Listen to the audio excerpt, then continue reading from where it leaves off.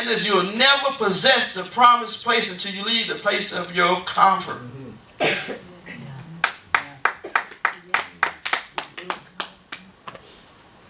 And see, I can get up here and I can say, this is where God is calling us to.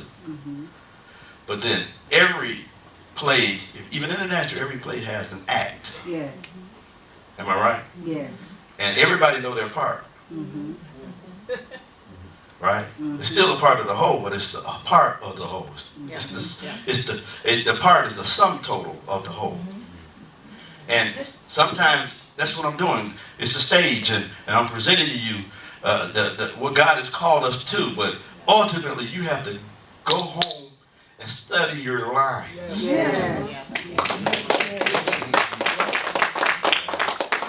You can't call me up. What was my line? You have a line. You have a part to play.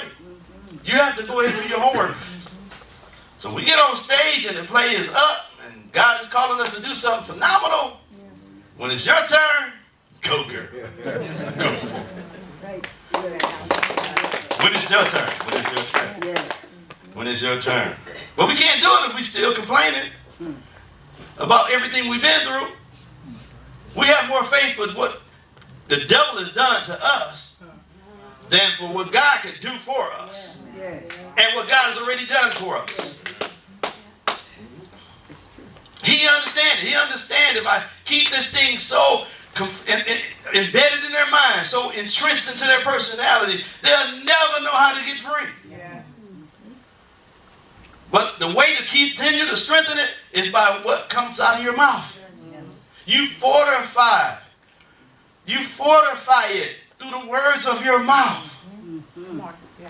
You can have a measure of success and done some great things, and you can see yourself moving towards the thing that God has slotted for your life, but one conversation can offset months.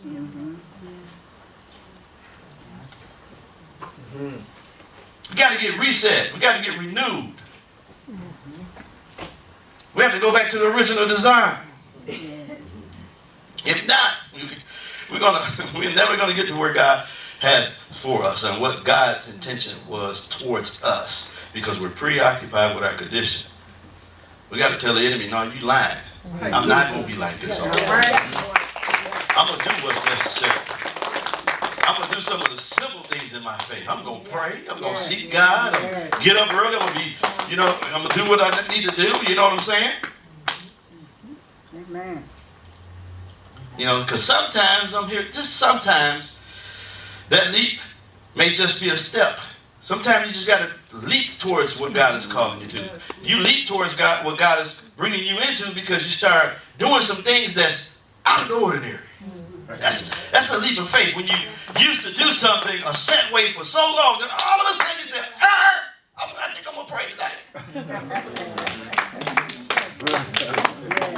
Something in the back of your mind says, I'm going to make 7 o'clock to 7:15. I'm going to use the training wheels. I'm going to get up. Amen. Those are the training wheels, 15-minute prayers. So just to whet my palate. Just to create a taste in me for the things of God. But it won't just come to you, FedEx. It won't just come to you and say, you know what, you need to pray tonight. You're looking for visitations. You're looking for the house to shake. You're looking for, it just don't come to you like that. You have to. Thank you.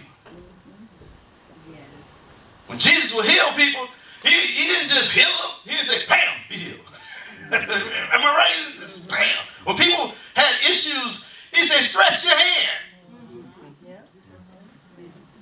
Do something you couldn't do. Pick up your bed. Go wash. It seemed cruel. Come on. Don't it seem cruel? Say, you a Messiah, dude. I seen you presto. Bam, stuff just popping. Come on, you just took 5 loaves, man. Just say the word. Like I heard the centurion say, just say the word. Just say the word. My sir, I be healed. But see, this is why we know his acts. You know his ways? There's no conflict on how he chooses to manifest himself. Because he's not that narrow. That's right. But if you get so preoccupied with your condition, you want it on your terms. Yes. Yes. I know. You want it the way you want it. Come this way, guy. Come on. Come this way. Come on. I hear some people talk about God like he a puppy. He ain't no puppy. That's right. Come on. You can do it. No. Daddy boy. Daddy boy. No. That's so true. Come on. Huh? He's the head honcho. Come on.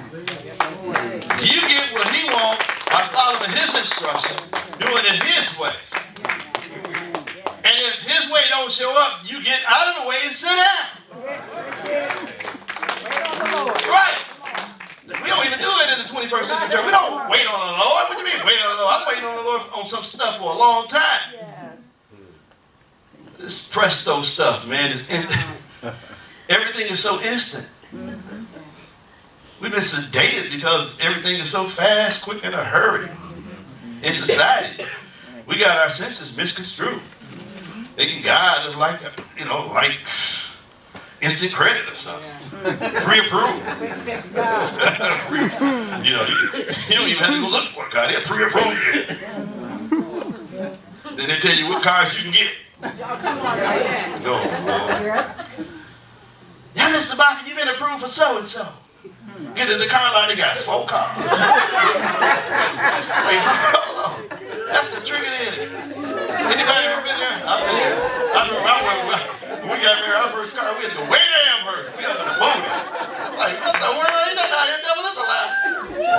Car great guy, got to come way back up here. I'll do it right now, though. But I'll never get in this situation again. I'm gonna make sure. We talked about to make sure when we go get things, we go get it because we want it the way we want it.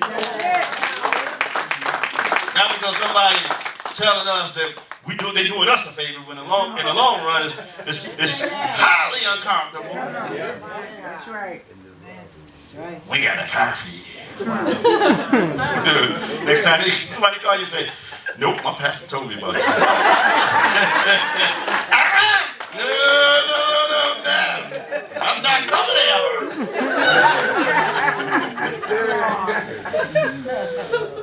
But we got an overinflated ego and a sense of self-worth.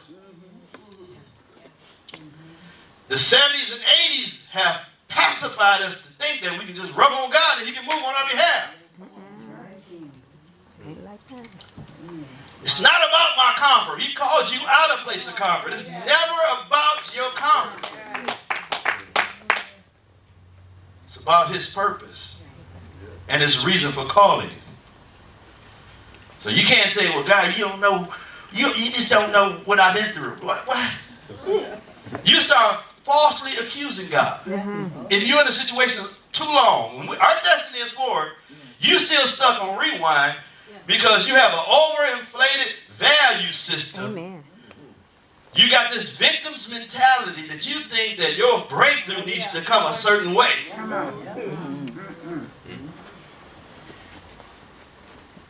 Am I talking to anybody? Yes. Because, they told us if you don't come that way, then you don't have faith. That's right. Now, he just can't be in your box. Come on. Doesn't mean I don't have faith. It just means that your prescription is incorrect. Son's the skeeper.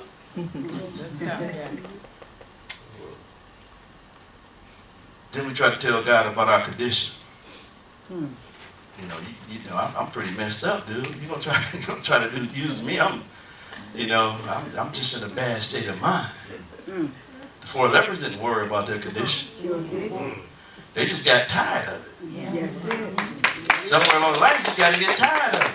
I'm telling you, I'm talking to a pastor recently, and I've talked to enough in the last 2 years, and all of us came to the same conclusion.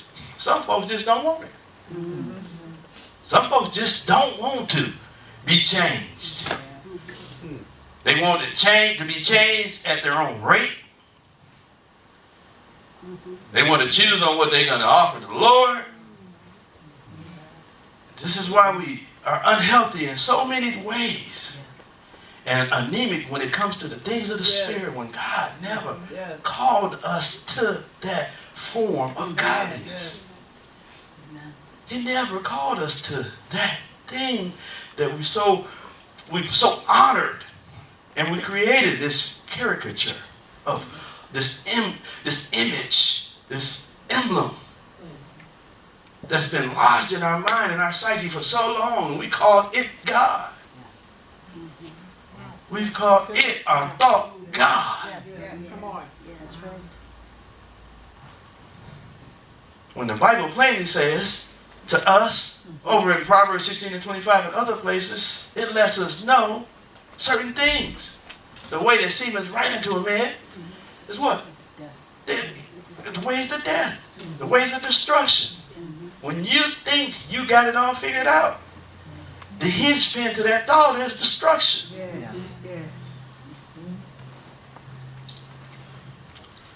So I can't trust in who I am and what I thought about myself. And I can't look and depend on the arm of the flesh. Remember, we talked about it over in Jeremiah 17. We can't put trust in our flesh. I know you guys thought it was talking about you can't curse the man put his trust in man, but curses the man put trust in his own flesh. You can't sit around here and wait for everything to get right.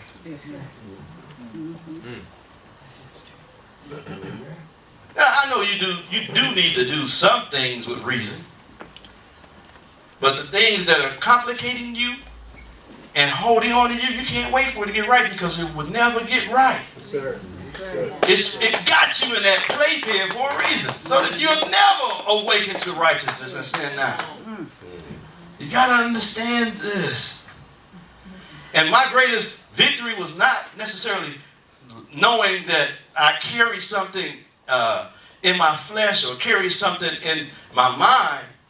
My greatest victory was knowing that God could work on me even in my uncleanness. Because ultimately the Father is not offended at your uncleanness.